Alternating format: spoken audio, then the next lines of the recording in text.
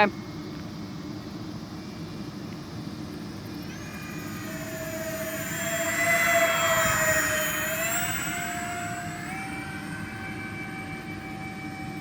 Boy, those flashing lights saved my butt on that one. Hard to see up against that backdrop. We're gonna try another low and slow here.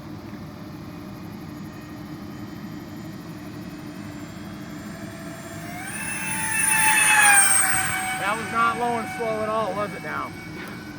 Gear's closing. You see how hard that is to tell Yeah. what direction you're going?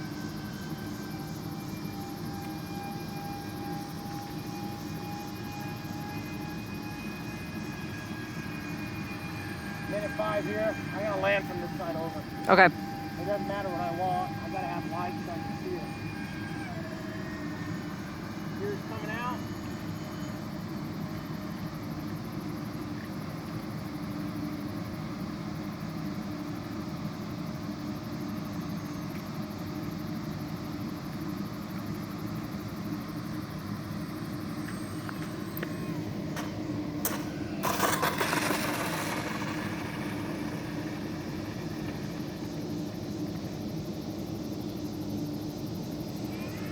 Come back to us here.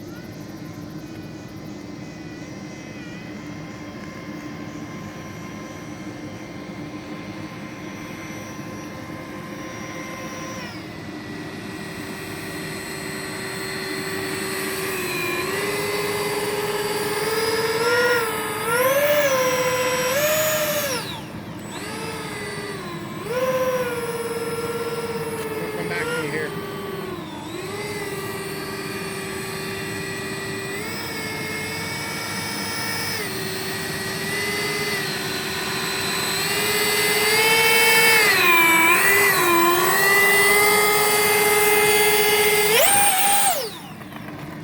Sorry. Not really, I meant to do that. Alright guys, throttle cuts on and test it. We're out of time. Let me tell you something real quick. Felt like a pretty good landing, except for a little light bouncy there. A little bit of scraping, but I think that's actually an old scrape. I can't tell. I got a scrape on both of the nacelles. Guys, keep in mind, these nacelles are less than a hand breadth from the ground.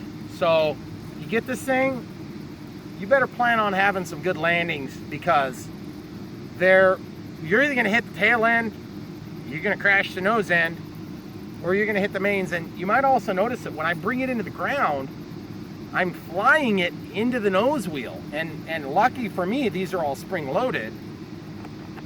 And that helps a lot. But I mean, like, my magnet system hasn't failed us once.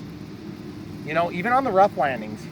I had some pretty questionable landings on the 320, but the other thing is, like, these ESCs, while they're hot, nothing's really changed. They're about the same hotness, which to me is probably a good sign. Haven't lost any of my little springs. I did have to tighten the main gear on this side after my last set of flights. So probably not like the best thing ever. But I mean, gosh, look how gorgeous that is. Look at those awesome streaky lines on there. Can you see the streaks from the night? Yep. Or from the lights. That's what you want on a commercial airliner. I kind of wish the glow around here wouldn't be there, but you know what? It still lights up the wing. And guys, if it was dark and I had better lighting, for instance, it was dark everywhere. I think when it's like this, or you have a really bright light pole, it kind of screws with your night vision a little bit. But I'll tell you what saved my butt. That and that. That saved my butt, because I knew my orientation. And guys, look, the wings are gray and or bluish, okay? Put that up against the sky like that and it's invisible. So you've got this huge fuselage going along and you're like, which way is it pointed? I have no freaking clue. So then you go to give it elevator and you know, you get your turn in. Well, out here against this sky, it's no big deal when you've got a huge bright white light on it. What would be even better is a huge bright solid green light as well. So someday, in the not too terribly near future, you may see a little bit brighter green and a little bit brighter red. Because you'll notice the red's working pretty good right now. This is like the passive aggressive red. It's so weird because it works sometimes, and other times it's like, yeah, I don't feel like working today. So not really 100% sure why that is, but guys, beautiful plane. Clear coat didn't adversely impact the flight performance that I could tell.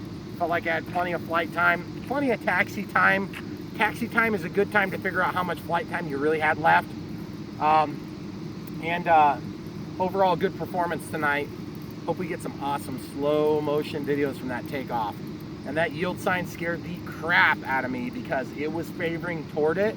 And I was like, I can't afford to lose a lot of inertia to make a left-hand correction with the rudder. This thing is so long, you know. So anyway, pretty soon we're gonna get it up with a 3300 milliamp as well and see how she performs. We keep flying on 4000 just because it's working, and we only end up getting 2 flights in. So thanks guys for watching. Don't forget to like and subscribe.